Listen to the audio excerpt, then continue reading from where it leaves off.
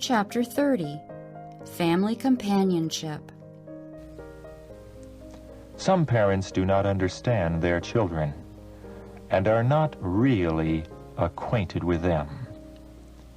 There is often a great distance between parents and children. If the parents would enter more fully into the feelings of their children and draw out what is in their hearts, it would have a beneficial influence upon them. The father and the mother should work together in full sympathy with each other. They should make themselves companions to their children. Parents should study the best and most successful manner of winning the love and confidence of their children, that they may lead them in the right path. They should reflect the sunshine of love upon the household. Young children love companionship and can seldom enjoy themselves alone. They yearn for sympathy and tenderness. That which they enjoy, they think will please mother also, and it is natural for them to go to her with their little joys and sorrows.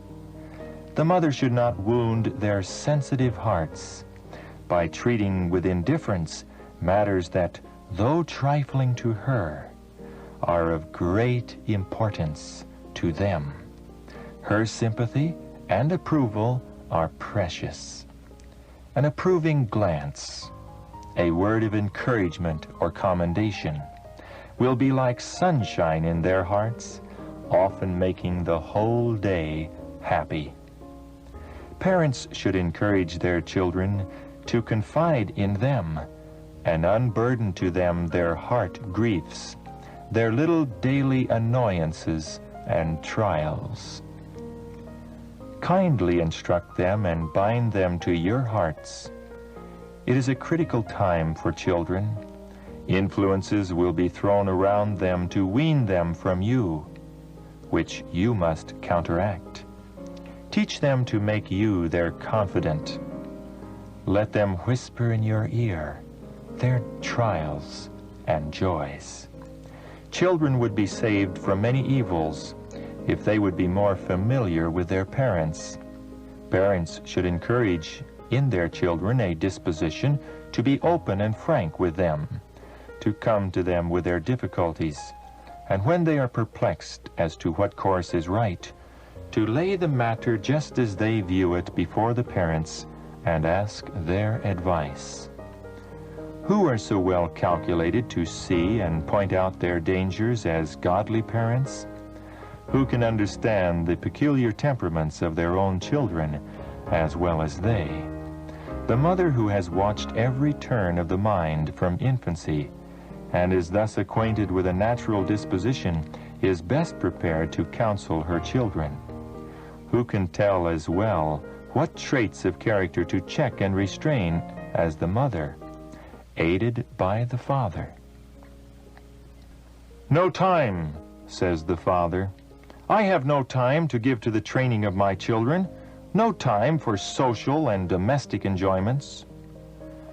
Then you should not have taken upon yourself the responsibility of a family.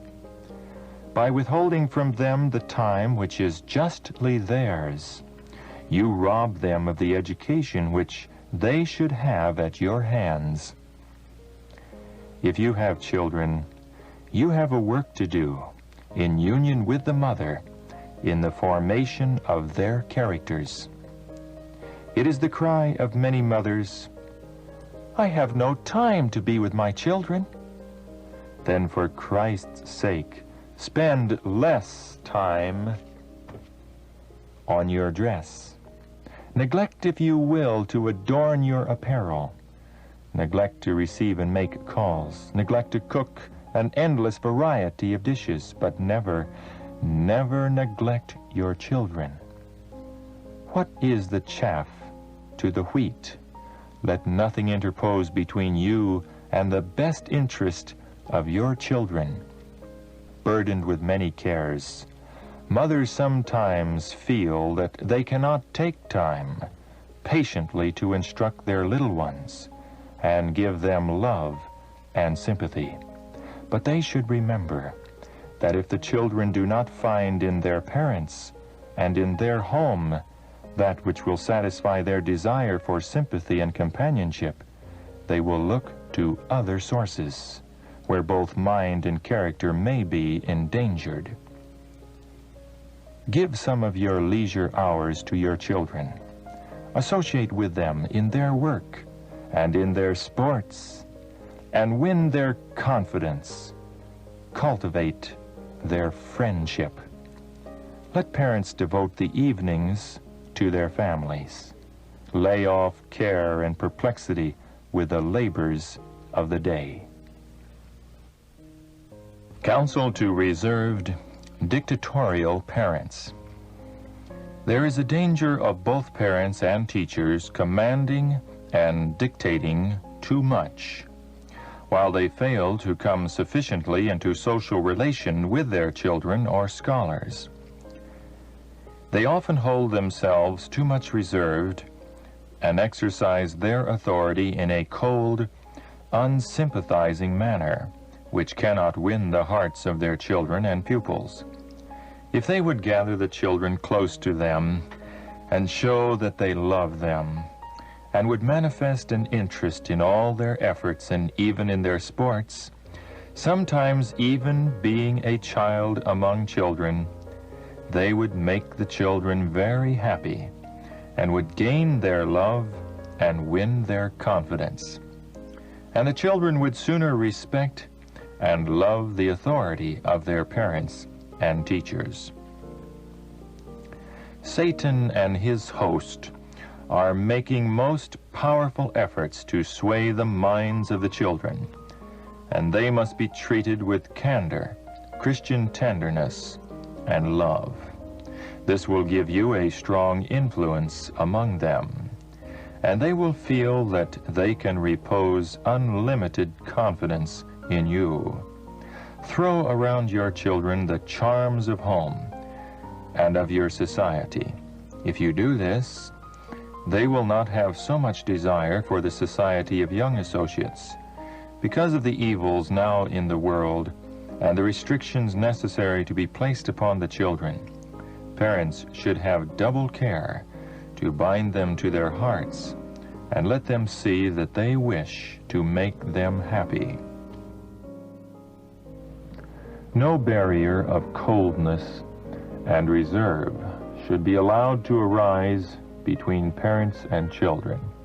Let parents become acquainted with their children, seeking to understand their tastes and dispositions, entering into their feelings, and drawing out what is in their hearts. Parents, let your children see that you love them and will do all in your power to make them happy. If you do so, your necessary restrictions will have far greater weight in their young minds. Rule your children with tenderness and compassion, remembering that their angels do always behold the face of my Father which is in heaven. If you desire the angels to do for your children the work given them of God, cooperate with them by doing your part. Brought up under the wise and loving counsel of a true home, children will have no desire to wander away in search of pleasure and companionship. Evil will not attract them. The spirit that prevails in the home will mold their characters. They will form habits and principles that will be a strong defense against temptation when they shall leave the home shelter and take their place in the world.